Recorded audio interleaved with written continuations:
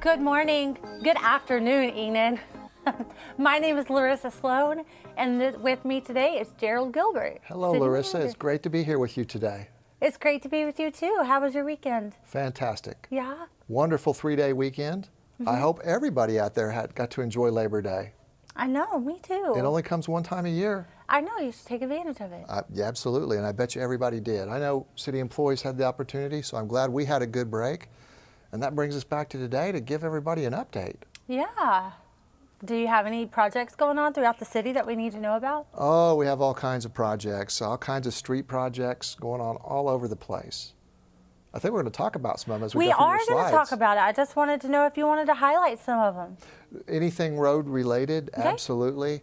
I'm thinking right now 26th to 30th Street out on Randolph is a great project that's going along. I don't believe it's started yet, but we're getting ready to do the mill and overlay on Randolph from Washington to 7th Street. That's fantastic. Over by the new skate park, we just finished that bridge, the underground drainage. It's beautiful. So if you haven't had a chance to drive on that yet, that'd be fantastic. I'm sure there's all kinds of other projects that escape me right now, but there are, but I'll probably I know you have cover slides. Them. And I'll probably cover them so for you. I'm just going to be quiet and let you cover them. Well, okay. Well, then we have some quality of life issues that we can talk about. So, so some fun stuff for the library. They have a lot going on. They received a health and literacy grant for $3,236 for promotion of health and wellness within the community. And they will be offering some classes for like food prep and healthy cooking and Tai Chi and yoga and some other things. And then some other things they have going on is they have the book walk over at Champlain Park, and that is going to be featuring the book The Lost Words. And they will be holding that through August 26th to September 27th, and that's going to be really fun. You can go and you can see some artwork on some panels as you walk along the pathways. And the cool thing about that is you can do a survey at the end of that book walk, and one lucky winner will win the Lost Words card game set, and so that's going to be really fun. So make sure you go and check that out. And then another cool thing they're doing is they're doing a class on the history and the relationship of the Marshall Islands and the history and their culture. And so that's going to be fun. And they're going to do that. Terry Mote is teaching that. And Terry, I've known Terry since our Leadership Enid class 26. So he's so it should be wonderful. Doing this for the benefit of everybody that wants to know more about the culture and of the Marshall Islands. So I know it will be excellent. So I encourage everybody to get a chance if you have time. At 4 o'clock every second Wednesday of the month, go check it out. At the library. Yeah, learn about something important like the Marshall Islands. Sure. And then another thing they're doing is the bike safety and repair, and they're going to be doing that the second Friday, which I think is this Friday, from 6 to 8 p.m. I believe that's downtown, and so you can find more information for that on their website, which is enid.okpls.org. And then they also, this is fun, they also nominated their Walk of Fame honorees for the 2020 year as well as the 2021. And so those honorees are Clayton Nolan, Oscar Curtis, Walter Sheffy, and Kyle Williams. And so that will take place on September 18th at 9 a.m. at the Stride Bank Center in Grand Ballroom C. So we're going to want to check the time on that. Okay. I know because last year, the pandemic, we weren't able to honor the nominees with the ceremony, Clayton Nolan and Oscar Curtis. So we're doing all 4 of them, the 2020 and 2021. And I see it says 9, but I think I might have seen something that saw 8 too. So normally the parade's at 10, but we will verify that. Yeah, let's verify that. It's probably for right. Sure. The folks you see on the screen are very, very deserving. Clayton Nolan's done a lot for the city of Enid over time. He's a former commissioner, worked for the school system. Oscar Curtis managed pennies, and I didn't really know him, but I know a lot of you did. And he's passed away now. It's posthumous, as it says, and so is Walter Sheffy. Walter Sheffy did wonderful things for the community and was a philanthropic man, and also was on was an Air Force either pilot or crew member on one of the bombing missions over either Nagasaki or Hiroshima. I should know that history, because that's very interesting. And then, of course, Kyle Williams is doing great things in the city, and so these are very well-deserving nominees. So it would be great for anybody that can come out. If you're coming out for the Cherokee Strip Parade on Saturday the 18th, just come out a little bit early, go over to the Stride Bank Center, and you can see these people and help honor them for their achievements. The 2 living folks and the 2 people that have passed away, for their accomplishments for the city. So it benefited all of us. So I thought I would throw that in there. But yeah, back to you, Larissa. For sure. That's good information to know. So another thing that the Parks and Recreation is doing is they're hosting camping in the park. Now, this is not an event that this is not something that you can normally do all the time throughout the year. They offer this once a year to promote getting out and just enjoying nature. And so it is a free event. And if you want to register for this, you need to do so before September 20th at noon. And then that will be on September 24th and the 25th. And there is a list of things they'll be doing on those days and certain times. And if you want more information on this, you can go to enid.org, camping in the park. And so definitely encourage you to get out and go to the north side of Meadow Lake Park and just enjoy that and get some fresh air.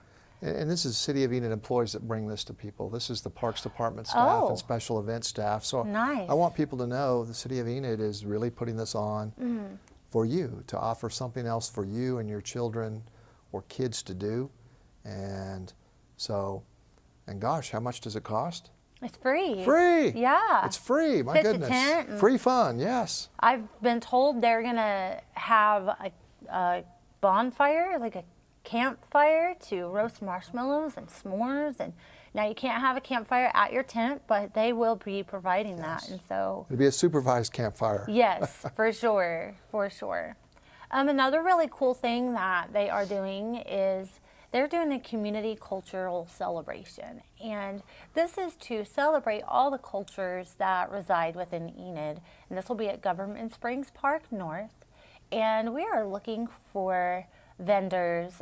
We're looking for people of these cultures to come out and represent them in either dance or singing or food, music. We're looking for regalia, all those different kinds of things, and maybe something that I hadn't mentioned. And so you can go to enid.org/CCC to register by October 1st, and that'll be October 9th from 2 p.m. to 6 p.m. And so we really encourage you to come out and partake in that, and maybe come out and learn some new stuff. That would be really interesting. It's another great event that the city has essentially started working with leaders in the community. And I think this is about the 4th time we've done it, 4th or 5th time. And so I'm very pleased that the city offers this event in conjunction with all the folks that want to highlight the different cultures and ethnicities and heritages, and it brings people together, and it's a lot of fun. So 4 hours in the park, you'll get a lot out of it if you have a chance to stop by that Saturday. And I don't think there's an admission, it's just free. Yeah, you it's just free. Come out. And another free event. yeah, Something free. else to do in Enid. Yes, for sure. We highly suggest getting out and doing something. So we're going to just move right on in, unless you have something for our infrastructures. Nope, I'm excited about anything with traffic lights or street repairs. It's fantastic. In fact, there was an editorial, I think it was an editorial in the newspaper today, and it talked about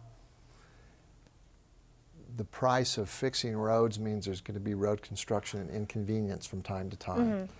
And there is.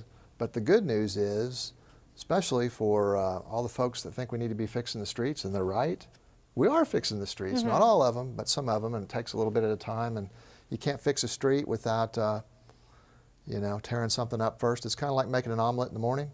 I don't eat omelets normally on a work day, but you got to break some eggs, right, before you can make something good. Right. So you got to tear some stuff up before you can fix it. Unfortunately, it inconveniences people, but in the end, it's really, really nice.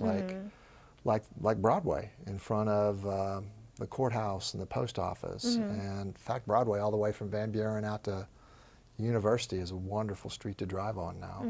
So you're going to tell us about more? I'm going to tell you about so much more. Are you ready? I'm going to be, yeah, I'm Oh, ready. wonderful. Give it to me, yes. Okay. So, so this is what we have. So we have on Owen K. Garriott and South Grand Avenue.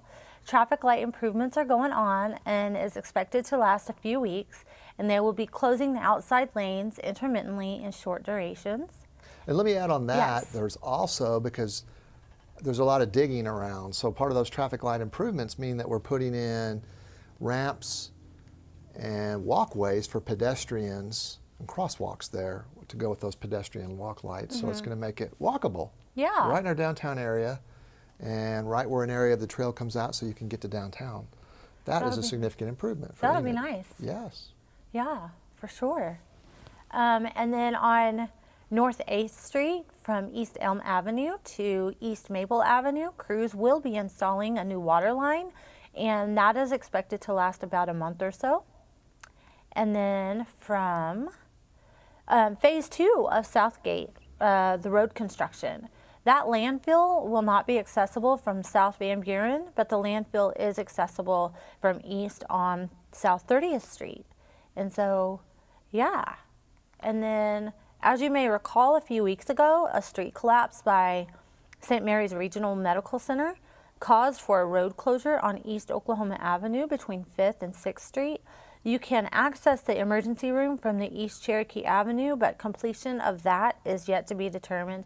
And we do want to highly emphasize that you take extreme caution and realize that there's going to be more traffic and more ambulances in that on the other streets because of this closure. And so just keep that in mind. And there is your road closure, and you can see that East Oklahoma is closed, as well as East Park, or a portion of East Oklahoma.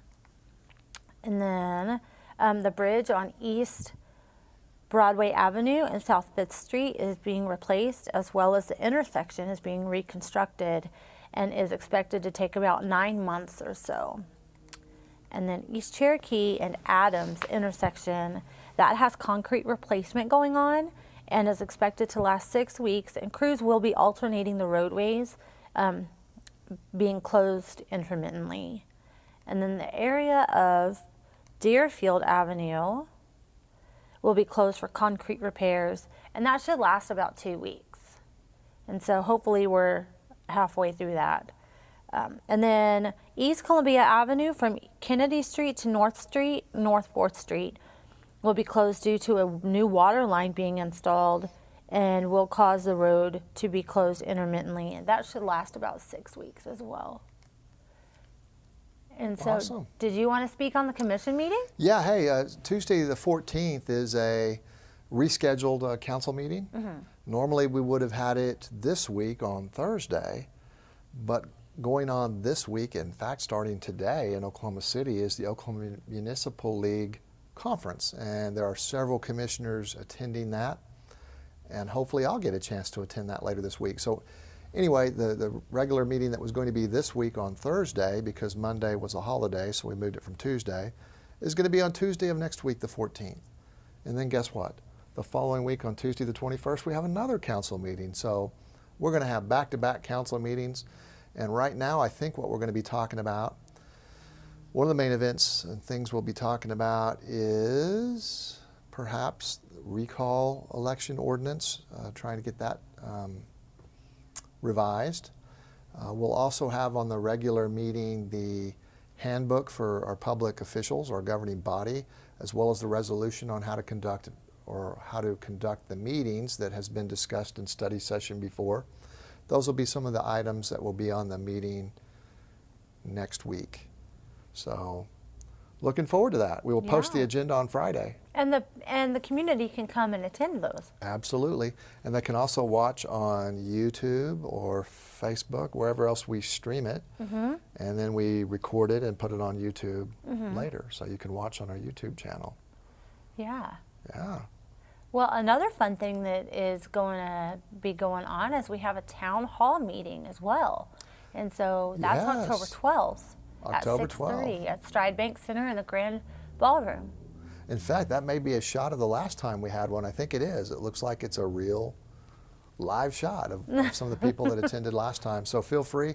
This is an opportunity to come and talk to your elected city officials about anything you want to talk about. Of course, it's always a little more productive if you talk about actual issues and challenges and if there are potential solutions. But your commissioners will be there along with your city staff, principally me and the assistant city manager and the city clerk and the city attorney. We'll be there to listen to the challenges and the issues and work to develop solutions to solve them. That's what we do with municipal government, is make things better for everybody that lives here. That's got to keep doing better. Yes. Keep moving forward. Raise the bar.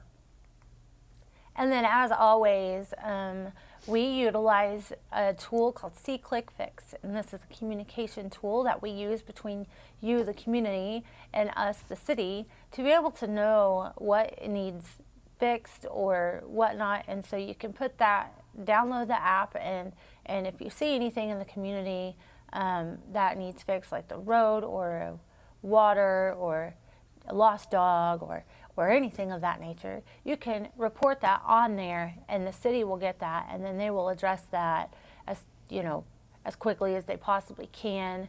And then and so we highly suggest that you take advantage of that, just to let us know what's going on. And then, as always, you can always stay updated and connected with us in what's going on and things like that with the city, with our social media platforms, as well as our Roku and our Fire TV. That's a neat graphic. Mm-hmm. You guys did good I putting like that that together. Yes. For sure. Well, did you have anything else? I don't think I have anything else. Is that all of our update? I think that's all my topics. Perfect. Yeah. Well, it's great to have you here, and thank you for being so kind to me. Well, thank you for hosting. I'm sure this won't be your only time hosting. Probably not. Well, Enid, thank you for taking the time to